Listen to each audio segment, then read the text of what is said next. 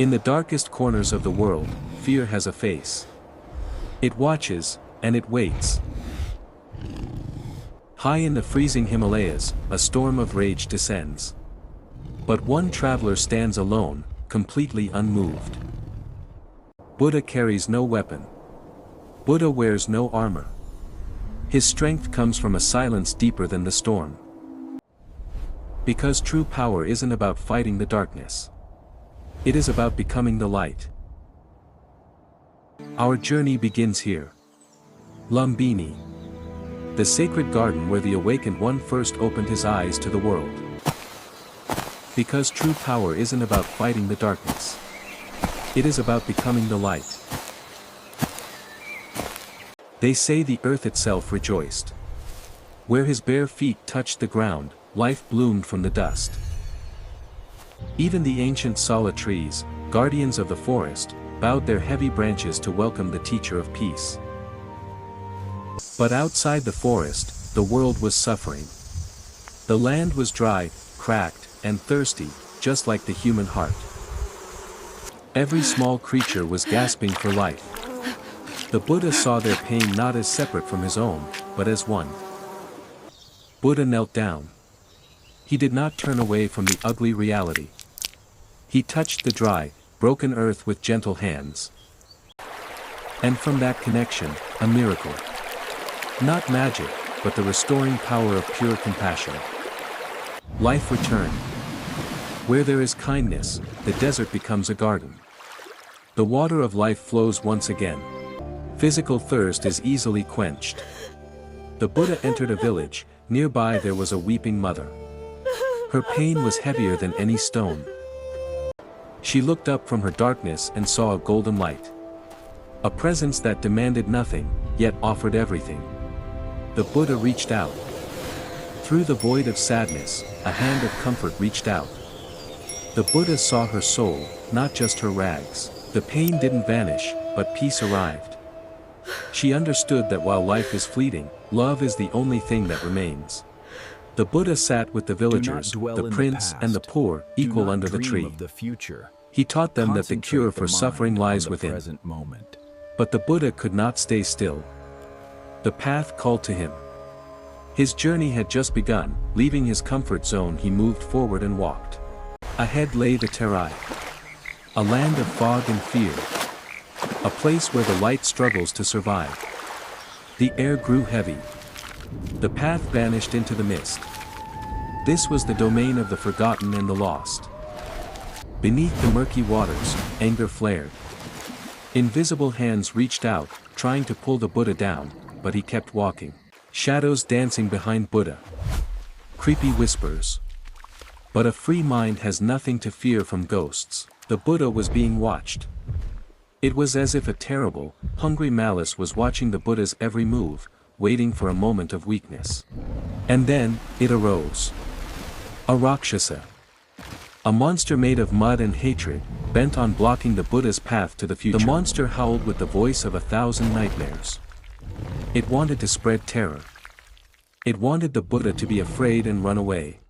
But the Buddha stood still. Like a mountain in a hurricane. He offered no resistance, only presence. The Buddha looked into the eyes of the beast. He did not see an enemy. He saw a soul engulfed in its own rage. The Buddha sat down and raised his hands. Not to strike, not to protest, but to bless. You who walk in darkness, he seemed to say, seek the light. The monster tried to attack the Buddha, but the light of compassion was hotter than fire. It burned away all cruelty and lies. The mud monster could not stand before it. As the shell of anger crumbled, the truth was revealed. They were not monsters.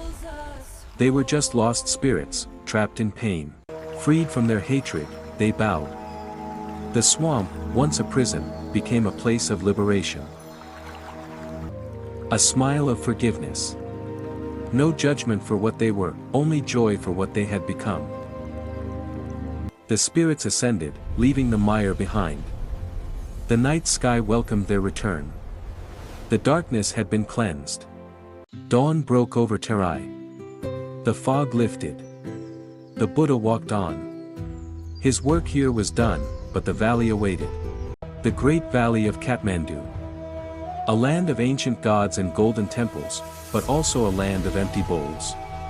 The Buddha walked among the people. The holy man approaches. He saw that prayer alone could not fill their stomachs. We are starving. Sorrow was etched on every face. Innocent children abandoned on the steps. Buddha not only preached, Buddha also gave. A simple fruit, but it was a gesture of his care for the people there. In poor homes, sickness reigned. The Buddha became a physician. His touch was cool, his presence a balm. When hunger turned to fear and selfishness, when neighbors fought over every grain, the Buddha intervened. Let there be peace among you. For peace is not just silence, it is harmony. Buddha said softly, if you hoard, you will starve alone. If you share, you will feast together. Those words awakened everyone. When words turned into actions, they worked together. The miracle was not the water, the miracle was their unity. As people came together, health and spirit returned. Laughter replaced the groans of illness. Thank you, teacher. Families that had been torn apart by hunger were now whole again. After a hard day's work in the evening, the lamps in Kathmandu shine brighter. Not because of oil, but because of the hope that has been lit, towards a beautiful future where solidarity between people will be happy and filled with laughter. But the journey continued. The Buddha left the Kathmandu valley and continued on his way. Above the valley, the white peaks of the Himalayas stood like icy sentinels. Upwards. Into the teeth of the wind. Where the air is thin and the cold bites to the bone. A tiny orange dot on the vast white. The Buddha climbed not to conquer the mountain, but to master himself.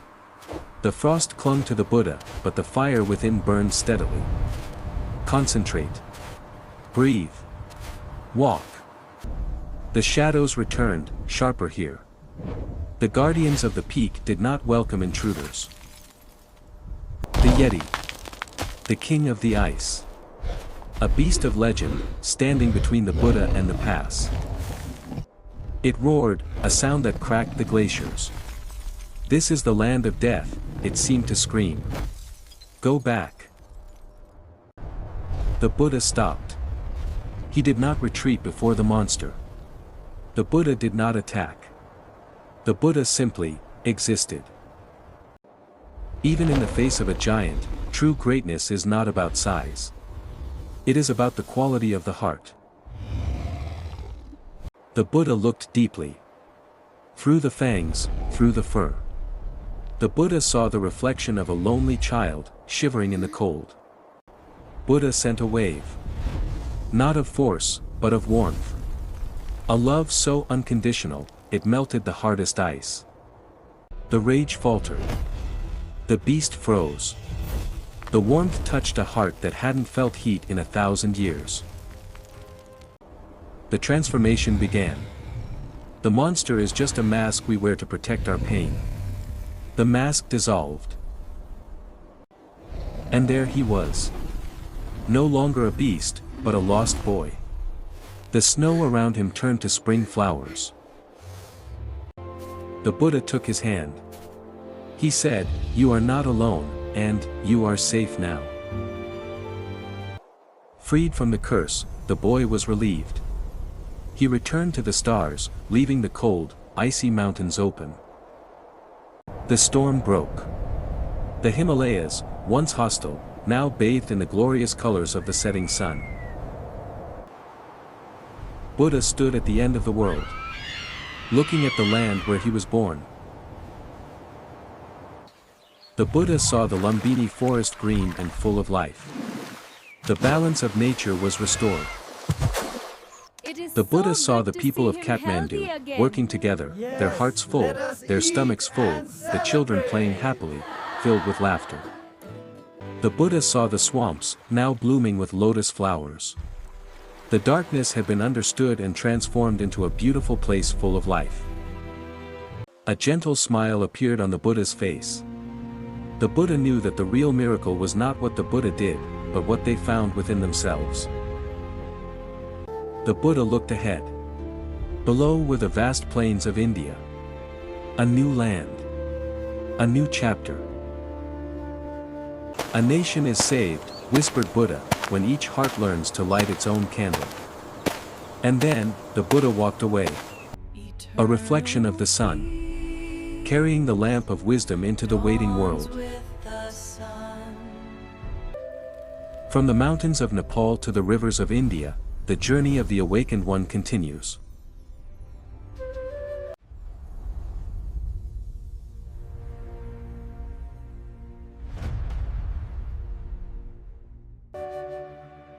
The light of Nepal.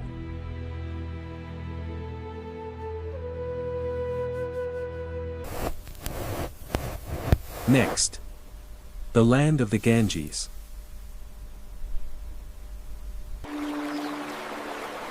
One light can illuminate 1,000 miles.